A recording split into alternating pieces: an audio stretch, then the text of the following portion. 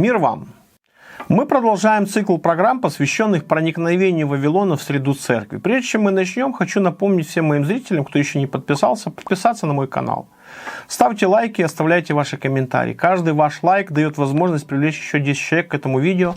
И каждый оставленный вами комментарий будет повышать репутацию этого канала. Если вы хотите поддержать канал, то внизу под этим видео есть кнопка «Спонсировать», которая отвечает на вопрос многих из вас, как я могу поддержать ваш канал. Сегодня мы поговорим об одной из самых спорных тем. Является ли крест христианским символом? Крест признан одним из наиболее важных символов римско-католической, православной и протестантской церкви. Его располагают на шпилях, маковках, башнях практически всех церковных зданий. Его можно видеть на алтарях, украшениях и одеждах священников. В большинстве католических церквей пол выложен по образу креста. Во всех католических домах, больницах, школах крест украшают стены. Он уважается и почитается везде и всюду. Когда священник окропляет младенца, он делает крестное знамение над его лбом, говоря: «Прими крестное знамение на свое чело». Во время конфирмации кандидата крестят крестным знамением. В зольную среду золой рисуют крест на лбу. Когда католики входят в здание церкви, они погружают указательный палец правой руки в святую воду, а затем касаются лба, грудной клетки, левого и правого плеча, таким образом описывая крест. Тот же знак делается и перед едой. Во время мессы священник делает 16 крестных знамений, а когда благословляет алтарь, делает 30. Протестанты, во всяком случае большинство протестантов, не верят в крестные знамения. Они также не преклоняются пред крестами и не используют их в качестве объектов поклонения. Они не считают кресты духовными ценностями, а скорее символами суеверия. Однако кресты по старинке остались у них на колокольнях, кафедрах и других предметах в качестве декорации. Первые христиане не почитали крест как символ добродетели, а скорее как проклятое дерево, орудие смерти и позора. Они не верили в старый неотесанный крест. Наоборот, они верили в то, что было совершено на этом кресте, и благодаря этой вере получали полное и совершенное прощение грехов. Именно в таком смысле апостолы проповедовали о кресте и прославляли его. Они никогда не говорили о кресте как о куске деревяшки, который нужно подвесить на цепочку и носить на шее или руке, как амулет или брелок. Такое употребление креста появилось гораздо позже. Подобного не наблюдалось до тех пор, пока христианство не оязычилось, или, как некоторые предпочитают, пока язычество не христианизировалось.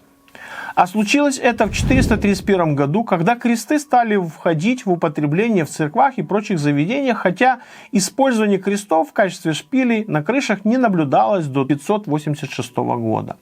Образ распятия был утвержден католической церковью в VI столетии. После Второго Вселенского собора в Ефесе требовалось, чтобы в частных домах были кресты. Если крест – это христианский символ, то было бы несправедливо сказать, что он имеет христианское происхождение, поскольку в той или иной форме он служил священным символом задолго до христианской эры для многих нехристианских народов. Согласно толковому словарю Нового Завета, крест возник среди вавилонян древней Халдеи.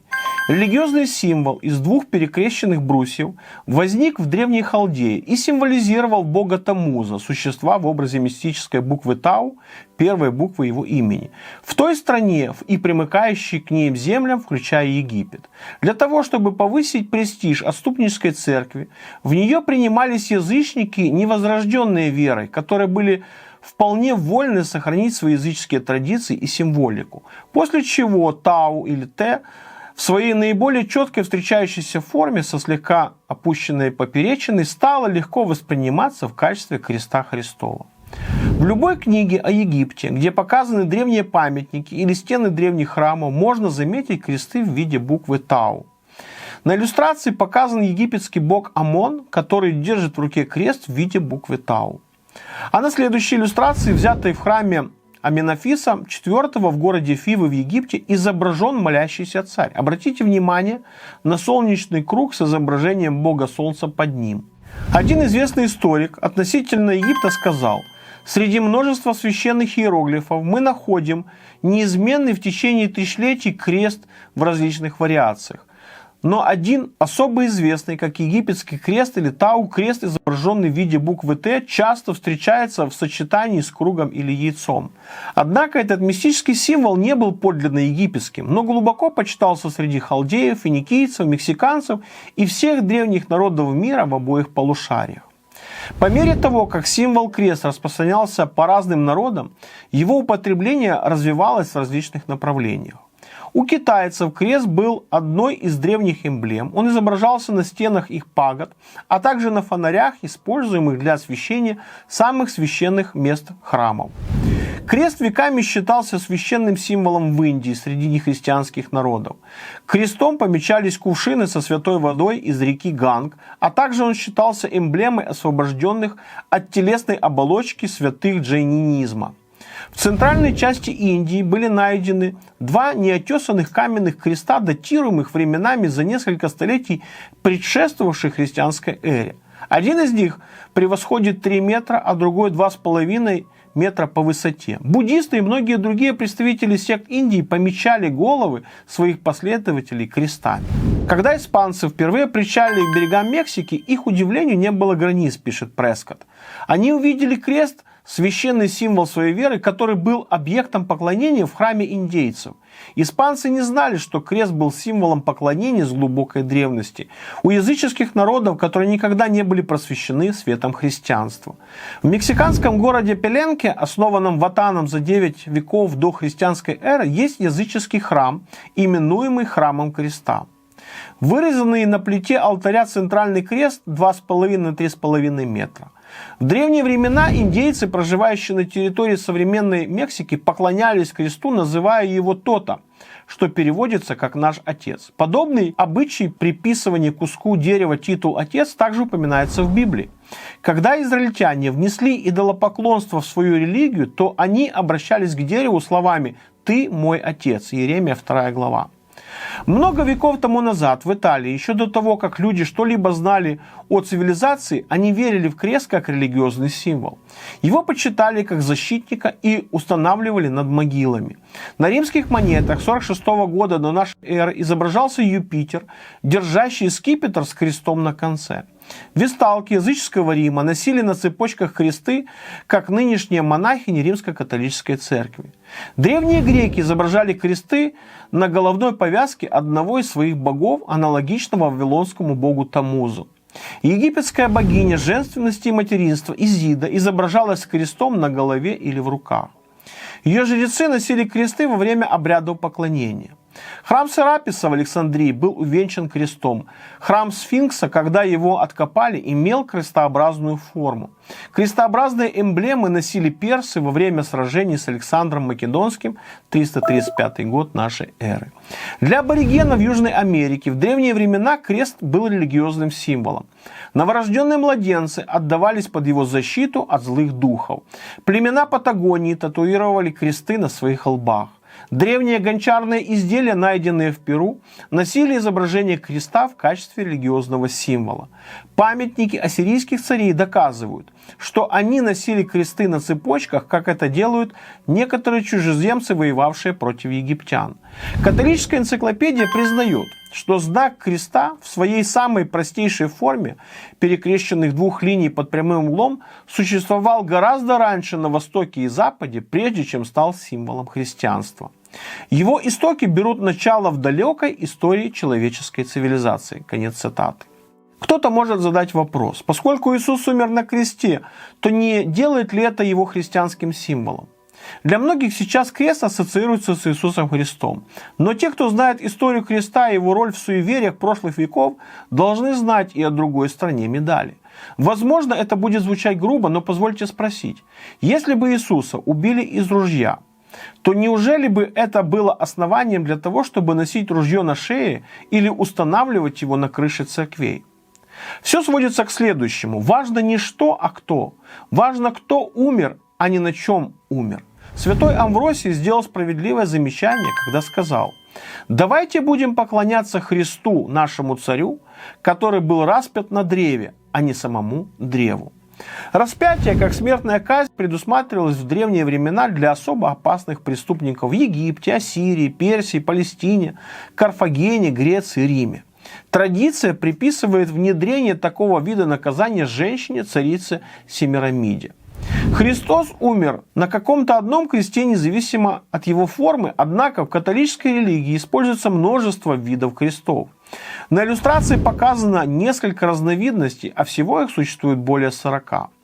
Если крест Христа послужил началом употребления этого символа римско-католической и православными церквями, независимо от языческой традиции, тогда почему существует так много видов крестов, которые используются сегодня в этих церквях? Некоторые разновидности креста продолжают быть в моде в качестве национальных и церковных символов. Известные под такими названиями: Георгиевский крест, Андреевский крест, Мальтийский, греческий, латинский и так далее. Среди них нет ни одного, чьи бы корни не уводили в глубокую древность. Крест в виде буквы Тау широко применяется в Египте. Поздние египетские христиане, копты, очарованные его формой и, возможно, даже его символическим значением, восприняли его как знак креста. Так называемый греческий крест также находили на египетских памятниках. Крест такой формы использовался во Фригии, где он украшал могилу фригийского царя Мидаса. Среди руин Ниневии есть изображение царя, который носил мальтийский крест у себя на груди. У племен Кумас из Южной Америки так называемый Андреевский крест давным-давно считался защитником от злых духов. Он также изображался на монетах Александра Баласа, правителя империи селевкидов современной Сирии, в 146 году до нашей эры, и на монетах греко-бактрийского царства 140-120 года до нашей эры, задолго до того, как родился святой Андрей, в честь которого назвали такой крест. Крест, изображенный на рисунке, сегодня называется Голгофским, однако этот рисунок найден в древней летописи греческих Фессалий, которая датируется периодом, предшествующим христианской эре. Какие можно сделать выводы после всего вышесказанного?